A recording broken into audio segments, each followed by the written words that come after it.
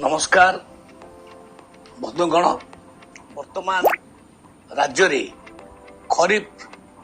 2026 एवं 27 रजिस्ट्रेशन प्रक्रिया चालू रही इत्यवसर रे राज्य रे 7 लाख रु ऊर्ध्व चाषी से रजिस्ट्रेशन कर सारे रजिस्ट्रेशन प्रक्रिया को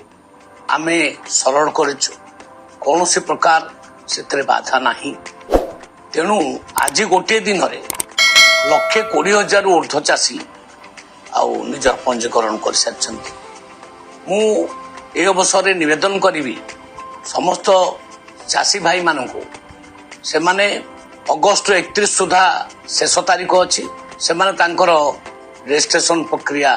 सारी दिंतु एपाई आवश्यक दस्तावेज रेडी करंतु निकटस्थ टैक्स लैंप्स किंबा पानी पंचायत जो रजिस्ट्रेशन कर निर्देश आछि प्रक्रिया सारंतु आमे निश्चित भाव में भावुचे सबू कृषक भाई मानकर रजिस्ट्रेशन भी करवा समस्त धान किणवा ए विश्वास सरकार तरफ दौर धन्यवाद।